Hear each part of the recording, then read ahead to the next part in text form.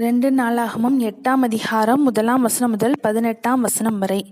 Solomon கர்த்தருடைய ஆலயத்தையும் தன் அரண்மனையையும் கட்ட 20 வருஷ காலம் சென்ற பின்பு ஈரான பிடித்திருந்த பட்டணங்களை சாலமோன் கட்டி அவைகளில் இஸ்ரவேல் புத்திரரை குடியேற்றினான்.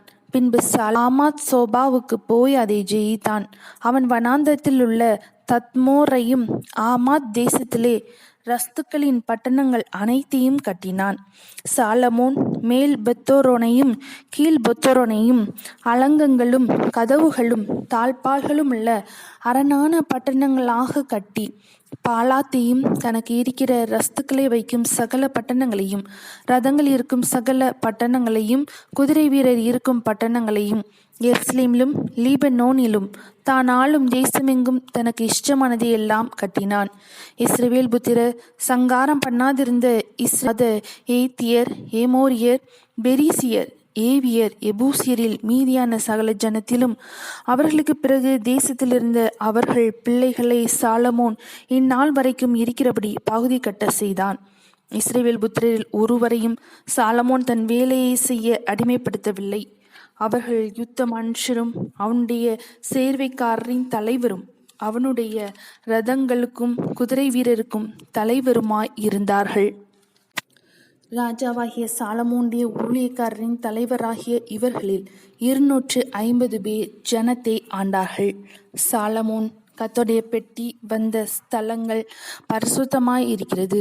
ஆதலால் இஸ்ரவேலின் ராஜாவாகிய தாவீதின் அரண்மனையிலே என் மனைவி வாசம் பண்ணலாகாது என்று சொல்லி பார்வோனின் குமார்த்தியை தாவீதின் நகரத்திலிருந்து தான் அவளுக்கு கட்டின மாளிகைக்கு குடிவர பண்ணினான். அது முதற்கொண்டு சாலமோன் தான் மண்டபத்திற்கு முன்பாக கட்டியிருந்த கர்த்தருடைய பலிபீடத்தின் மேல் ஒவ்வொரு நாளின் கட்டளைக்கு தக்கதாய் மோசேயுடைய கற்பனையின்படியே ஓய்வு நாட்களிலும் மாத பிறப்புகளிலும் வருஷத்தில் 3 தரம் ஆசரிக்கிற பண்டிகைகள் ஆகிய புளிப்பில்லாத அப்ப பண்டிகையிலும் வாரங்களின் பண்டிகையிலும் கூடார பண்டிகையிலும் கர்த்தருக்கு சர்வாங்க தகன பலிகளை செலுத்தினான்.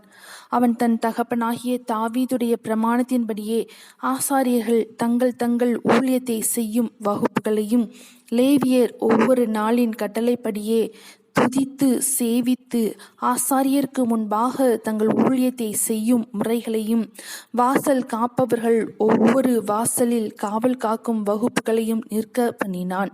தேவனுடைய மனுஷனாகிய தாவீது இப்படி கட்டளையிட்டிருந்தான். சகல காரியத்தையும் பொக்கிஷங்களின் காரியத்தையும் குறித்து ராஜா ஆசாரியருக்கும் லேவியருக்கும் கொடுத்திருந்த கட்டளையை விட்டு அவர்கள் விலகாதிருந்தார்கள். இப்படியே கர்த்தருடைய ஆலயத்துக்கு அஸ்திபாரம் போடப்பட்ட நாள் முதல் அதை முடிக்கும் மட்டும் சாலமோனின் வேலையெல்லாம் நடந்தேறி கர்த்தருடைய ஆலயம் கட்டி தீர்ந்தது. பின்பு சாலமோன் ஏதோம் தேசத்து கடல் ஓரத்தில் இருக்கும் எசியோன் கேபீருக்கும் ஏலோத்துக்கும் போனான். அவனுக்கு ஈராம் தன் ஊழியக்காரர் முகாந்தரமாய் கப்பல்களையும் சமுத்திர யாத்திரையில் பழகின வேலையாட்களையும் அனுப்பினான். அவர்கள் சாலமோனின் வேலைக்காரரோட கூட ஓப்பீருக்கு போய் அங்கே இருந்து 450 தாலந்து பொன்னை ஏற்றி ராஜாவாகிய சாலமோனிடத்தில் கொண்டு வந்தார்கள். 2 நாளாகமம் 8ஆம் அதிகாரம் முடிந்தது.